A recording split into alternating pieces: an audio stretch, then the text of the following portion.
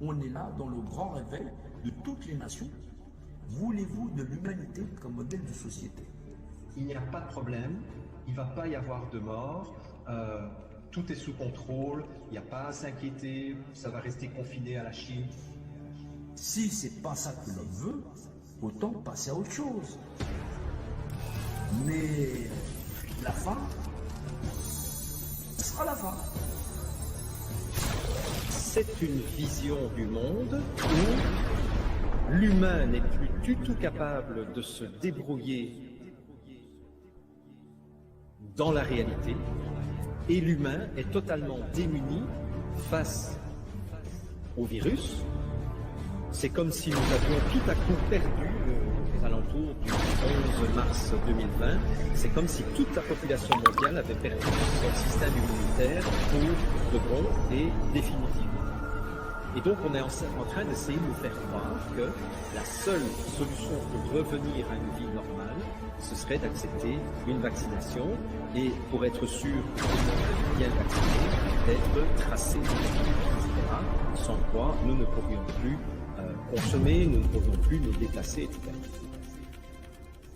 Dans un vaccin, figurez-vous, il va aussi y avoir ce qui, à mon avis, d'une certaine façon fait une cannibale, figurez-vous, des cellules d'embryons humains avortés. C'est pas simple du tout. C'est pas simple du tout. C'est pas simple parce que c'est le bordel. C'est pas simple parce que c'est le bordel sur cette planète entière. C'est pas simple du tout. Il faut choisir maintenant. Il va falloir non pas s'éveiller, mais il va falloir quand même se réveiller. Parce qu'il faut comprendre ce qui se passe réellement pour tout le monde. On se reverra.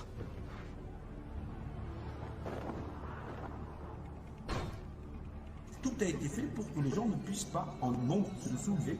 Et que si jamais ils essayaient de se soulever, ils allaient tous s'entretuer. Les gens n'arrivent toujours pas à comprendre la réalité de la vie, la réalité des choses, n'arrivent pas à comprendre qu'on est dans un monde d'humains et que les humains n'ont toujours pas le niveau à être humains. Si on veut un monde humanisé et qu'on n'est pas capable de le faire valoir en tant qu'individu, il ne faut pas se plaindre. Si c'est un pouvoir d'achat, vous voulez jouer au jeu de la balance, alors celui qui pèse plus lourd, et ben forcément il va l'emporter.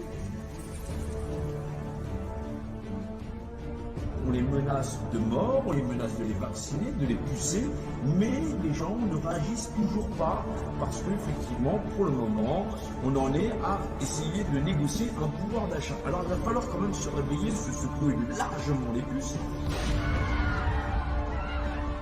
Comme disaient les Grecs anciens, le singe est toujours un singe, fût-il vêtu de peau. Or, nous pouvons constater à quel point notre monde en est plein. De ces singes, de ces pauvres malheureux qui sont maladivement de travestir ce qu'ils sont. Si c'est pas ça que l'on veut, autant passer à autre chose. Mais la fin sera la fin. Non.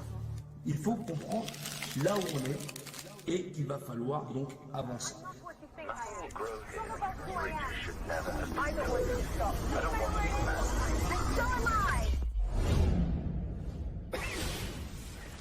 Et ça va conduire forcément dans un univers de rareté extrême, 9 milliards d'habitants se partageant des ressources, avec des concentrations de richesses très grandes, à des violences, bien sûr, dans un monde de plus en plus précaire, de plus en plus fragile, de plus